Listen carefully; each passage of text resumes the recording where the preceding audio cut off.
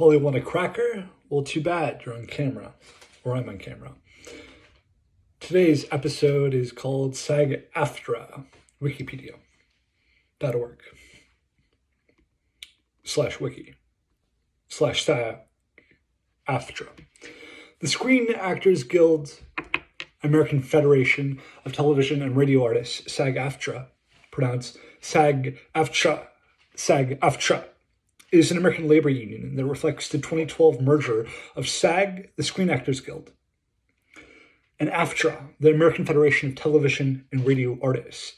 It represents approximately 160,000 media professionals worldwide. SAG-AFTRA is a member of the AFL-CIO, the largest federation of unions in the United States. SAG-AFTRA is also a member of the International Federation of Actors. Here's a little background. The organization was formed on March 30th, 2012, following the merger of the Screen Actors Guild and the American Federation of Television and Radio Artists. In January 2013, Variety reported that the merger had proceeded with few bumps amid shows of goodwill on both sides. The strictest remaining problem was reported to be the merger of two pension funds, in part as a way of dealing with the issue of performers who paid into each plan but did not quite earn enough under either of the old plans to qualify for a pension. SAG-AFTRA is headquartered in Los Angeles, California, and New York City, in addition to other local offices nationwide.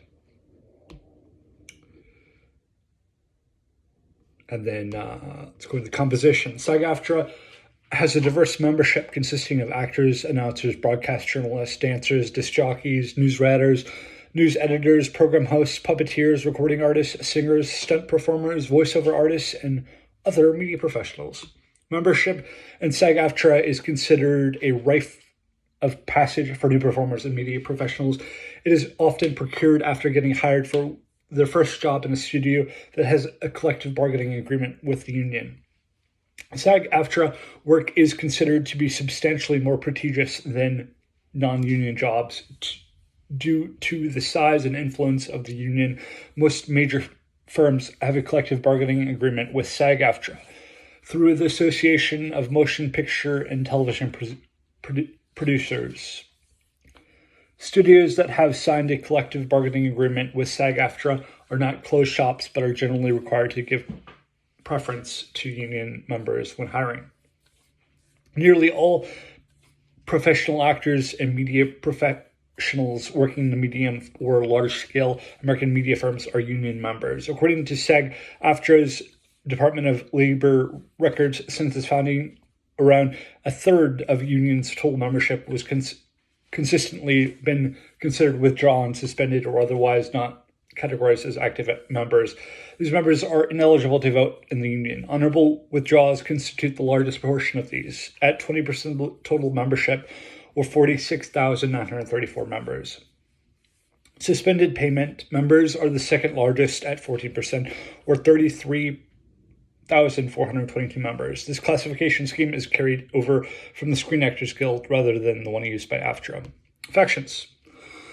The union is perceived as having two factions. The larger faction, United for Strength, says it is focused on creating job opportunities for members. A second faction, Membership First, has criticized the current administration for being too quick and soft when it comes to negotiations with studios.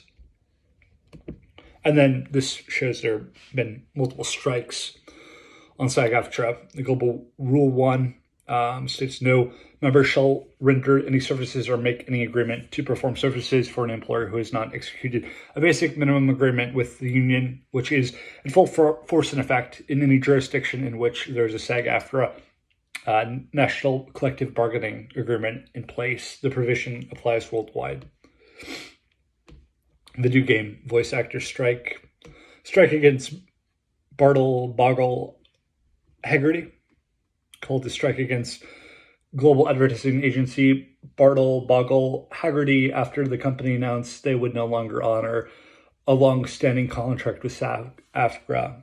And SAG-AFTRA launched a successful strike against that drew thousands of members to picket the lines across the country. At the close of the strike, BH agreed to return to SAG-AFTRA's contract.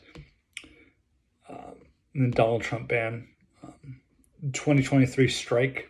In June 2023, the Guide voted to authorize a strike if its negotiating committee failed to reach an agreement on a new contract with major Hollywood studios by June 30. On June 27, over 300 actors signed a letter threatening to go on strike. Signatories include Jennifer Lawrence, Meryl Streep, Rami Malek, and Amy Schumer. The next day, signatories reached 1,000 members. So this is a little bit of a strikes. Organizing campaigns, they have one, Telemundo. Social efforts, they have some social efforts here. It says in the Wikipedia. There's a leadership history right here. First person to hold the term is 1933, Ralph Morgan. The list goes on. President of AFTRA, Eddie Cantor was the first, 1937 to 1940. With the most recent, or I guess maybe not, recent for the president of AFTRA, it was 2007 to 2012, Roberta Reardon. And presidents of SAG-AFTRA, the first one is Ken Howard, from 2012 to 2013, co-president, and the president 2013 to 2016. So interesting with Roberta Reardon, co-president 2012 to 2013, and Fran Drescher 21 to present. So that's the SAG-AFTRA. Go figure.